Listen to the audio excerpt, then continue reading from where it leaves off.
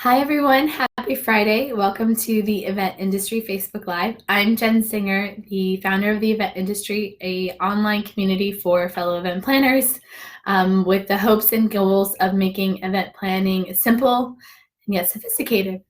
You have to bear in mind with me this week because I've lost my voice because there's just so many events and so many parties going on. So hopefully I'm gonna just make this quick, but I did want to talk about something that's been coming up with the events I've been planning, and that is rain contingency plans. I'm based here in San Diego in Southern California, and we don't get a ton of rain, and when we do, people kind of freak out, especially clients. Because they don't expect the rain. If you're in other parts of the world, you're like, this is something we deal with all the time and this is no big deal. But coming in California, this is something that people just don't really wrap their head around. And when you talk about rain contingency plans, even when you're in the initial planning process and it's like the summer, people are like, oh, it's not gonna rain. It's not gonna rain. And then it rains and you have to kind of shuffle and get things together, and then they're kind of upset that it's raining and Mother Nature has not cooperated with their event. And it's totally out of your control. And that could be super frustrating as a planner because there's a lot of things that are in your control that you try to manage really well, and Mother Nature and the weather you cannot control. But here's some things that you can do to kind of plan for the event, and some elements to just kind of have in play for the guest experience too, that we've been incorporating into our events in the last couple weeks when we've had a lot of rain here in San Diego. So first and foremost, you want to just have that backup space for indoor space for the rain contingency plan. And that might seem like a completely obvious thing, but something to consider because there are venues where this might not be consideration, or it's very limited for the indoor space. So an actual space that can hold your full guest count if there is poor weather.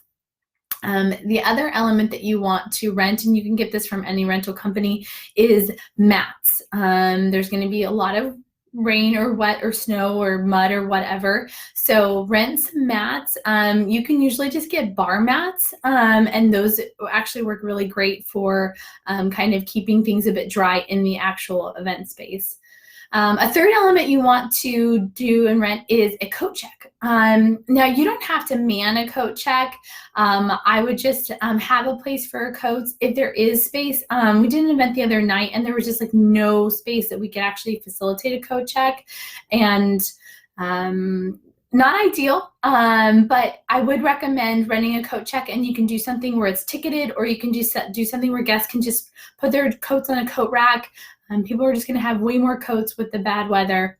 A fourth element you want to do is somewhere to put umbrellas. I've done anything from really decorative containers to even garbage cans. And maybe you just kind of tie something around, kind of spruce up a little bit. So somewhere to put all these wet umbrellas.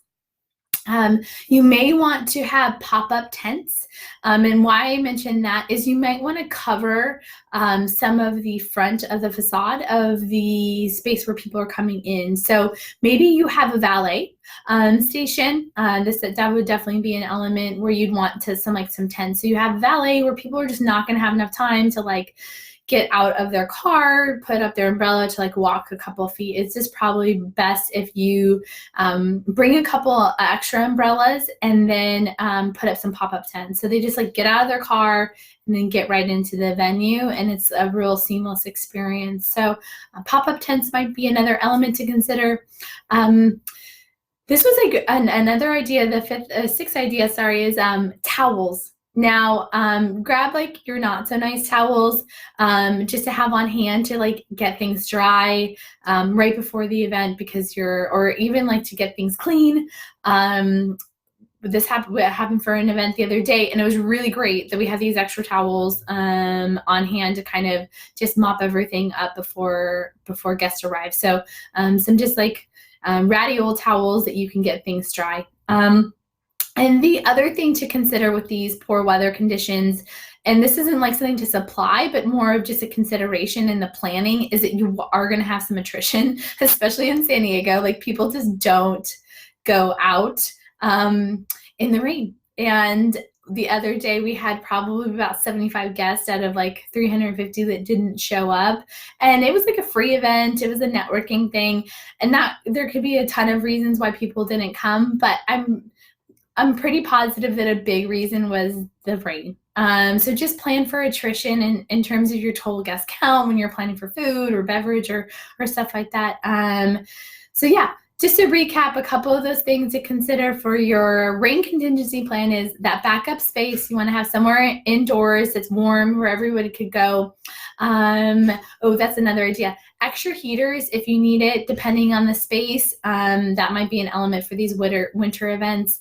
You want to do coat check, some bar mats to collect that rainwater when people are walking in, any extra umbrellas, something to hold the umbrellas in, pop-up tents, towels to mop everything up, and just plan for the guest count accordingly. So I hope that helps you guys. I know this is like the least ideal time for planning events and also the most busy if you do holiday parties, or I know there's a lot of weddings going on right now too. So happy planning and have a great Friday, and I'll talk to you next week. Thanks.